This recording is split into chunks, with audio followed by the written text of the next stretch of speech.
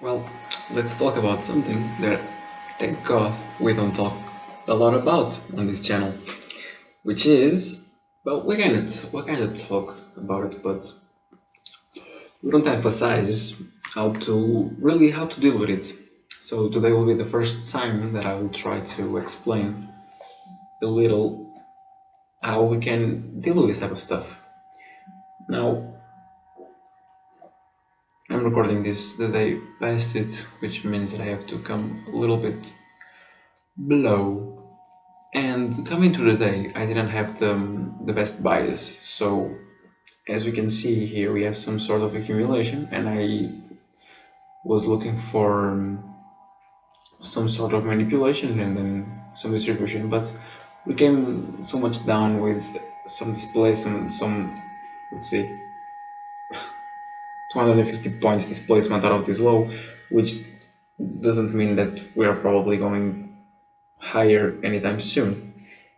And coming to the market, I am on a 3 minute because I wanna look for something for you guys, which is this. It's right here.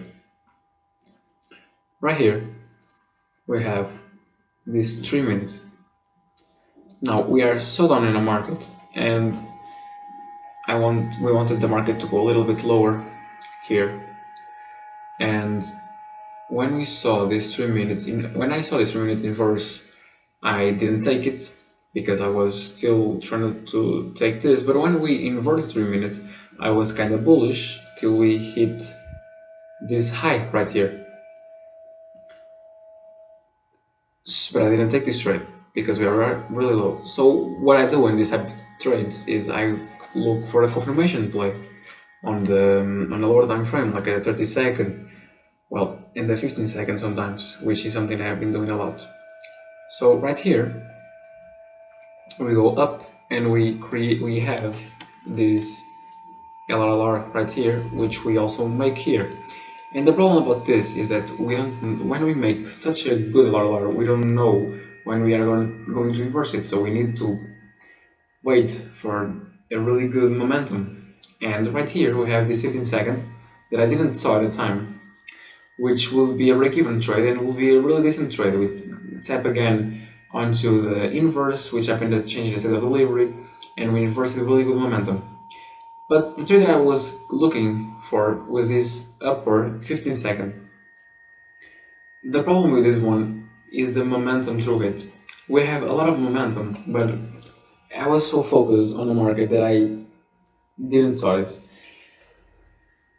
Here, we didn't have momentum through it, which means we made this rally up and we tapped it once, we tapped it twice, we came down, and then we had momentum through it. Now, I am still okay with this trade because we have a lot of we have really good momentum. I was hoping that we hit this buy side, and my bias was correct because we came down and we didn't came all the way down here, and we got to my drawn liquidity on this lower time frame, which means that I wasn't wrong here, but the execution wasn't the best. We were chopping around. This was a bad. I will call it a bad PA, decent at least.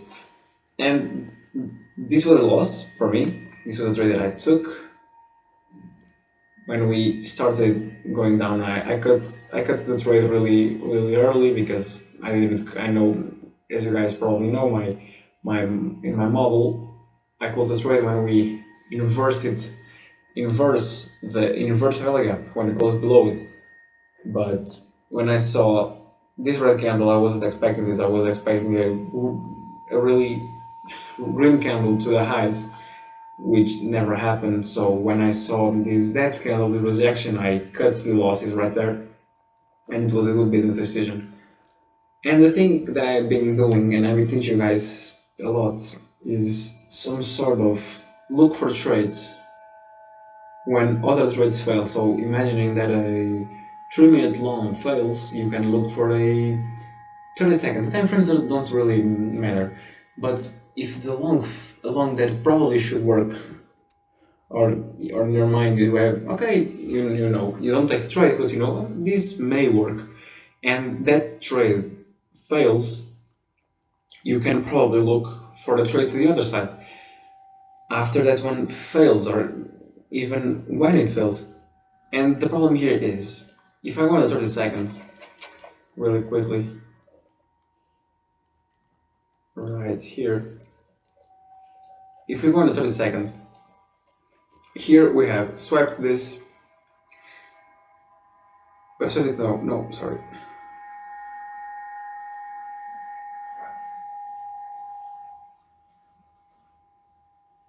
It's right here.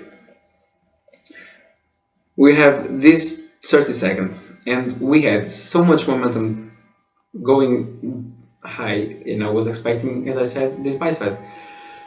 But we failed, and we came down. And when I saw this inversing this with some decent momentum, this isn't the best. We should have inversed it in just one candle. But when I saw this, I took this right here, which was an instant loss. The problem right here is the fact that I I immediately forgot about this beautiful LRR, and I forgot that I was bullish till we hit this buy side, which means that this was a loss. This was a bad loss. The first one that I talked about was a good loss. So you know that when it, as I talked about, I think it was in the last video, you know that when you journal a trade, when you're journaling, you know that, okay, I took that loss and I'm okay with it because it was a good loss. I didn't break my rules. I was trading my model. Maybe I could have made something better. Maybe I should have taken this trade. Maybe I was cheating a little bit, but it is a decent trade. Now this one, it's against the bias.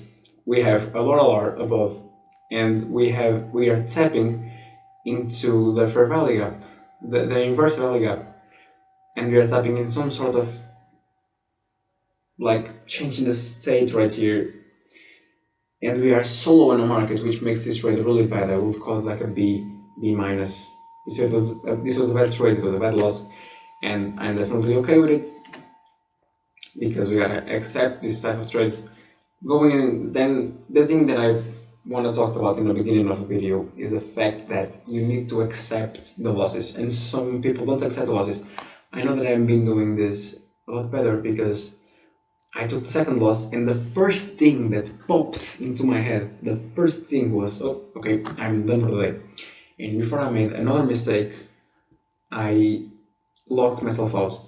I trade on Top Step, and you can lock yourself out if you trade on Apex. I think you can just log off your account, or if you trade on a live account, you can log off. It isn't the same thing, but on Top Step, you can lock yourself out, which takes less discipline because if you lock yourself out, there's nothing you can do. Just the energy to click the button, lock yourself out. And when you lock yourself, you can take any more trades. You know, there's a button where you can just log in again.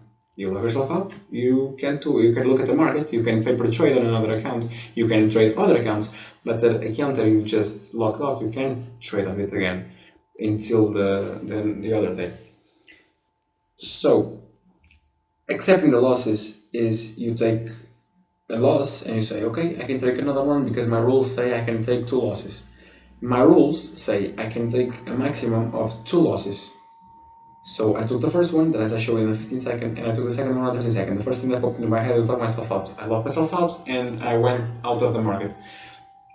And when this happens, when I have losses, when it's a red day, the only thing that I can think about is it. So I journal on Discord and on Notion, and 1 hour after, the only thing that I am doing is look at the trades and look, okay, I could have done this better because I'm trying to accept this. I'm trying to arrange excuses in my brain so I can accept the trades, which isn't bad. It's okay. You can't really apply some excuses that explain the trades. The only thing that you can say was, okay, I made this X mistake, and I could have made Z to not make this sort of mistake.